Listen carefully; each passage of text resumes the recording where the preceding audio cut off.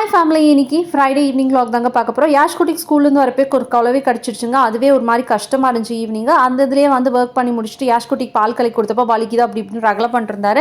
அதுக்கப்புறம் இன்னைக்கு கோயம்புத்தூரில் வந்து கொஞ்சம் லைட்டாக ஈவினிங் மழைங்க. அந்த கிளைமேட் நல்லா இருந்துச்சு. யாஷ் குட்டி ரித்துக்குட்டினால வெளியே போக முடியாதனால வீட்டுக்குள்ளேயே அவனுங்க விளையாண்டு கலர் பண்ணிட்டு இருந்தாங்க. நான் இன்னைக்கு ஃப்ரைடேங்கிறனால சாமி கும்பிட்டுட்டேன். புக்கை தூக்கி மேலே போட்டானுங்க. அப்படியே எடுத்து கொடுத்துட்டு வாங்க கொஞ்சம் நேரம் ட்ராயிங் பண்ணிவிட்டு அப்படியே படிக்கலாம்னு சொல்லி 2 பேத்தையும் கூப்பிட்டு வச்சு வெளியே போக முடியாதுங்கிறனால நான் டைம் பாஸ் பண்ணிட்டு இருந்தேன் அவங்க கூட உட்காந்து. அதுக்கப்புறம் 8 மணிக்கெலாம் இவங்களுக்கு தூக்கம் வந்துடும், பசியும் வந்துருங்க. ஸோ சாம்பார் இருந்தனால அதவே நைட் டின்னருக்கு பிளான் பண்ணிட்டேன். தோசையும் சாம்பார். யாஷ் குட்டி அதை சாப்பிட்டார். ரித்துக்குட்டி வந்து முட்டை தோசை தான் வேணும்னு கேட்டாருன்னு அவருக்கு முட்டை ஊத்தாப்பு மாதிரி ஊற்றி கொடுத்துட்டு நானும் சாப்பிட்டுட்டு கிச்சன்லாம் க்ளீன் பண்ணிடலாம் அப்படின்னு சொல்லி க்ளீன் பண்ணி பாத்திரம்லாம் கழுவிட்டு இருந்தாங்க. எனக்கு எப்பயுமே நைட்டு தூங்குறப்ப கிச்சனை க்ளீன் பண்ணி வச்சுட்டு படுத்தா தான் மார்னிங் எந்திரிக்கிறப்ப ஒரு ஃப்ரெஷ்ஷான ஃபீல் வரும். என்ன மாதிரியே நீங்கள் ஃபீல் பண்ணிங்கன்னா கமெண்ட் பண்ணுங்கள். நாளைக்கு கொஞ்சம் ஏர்லியராக ஸ்கூலுக்கு போகணும். ரித்துக்குட்டி யாஷ் குட்டிக்கு லீவு. எனக்கு மட்டும்தான் கொஞ்சம் ஏர்லியராக ஸ்கூலுக்கு போக வேண்டியது இருக்குது. பாய்.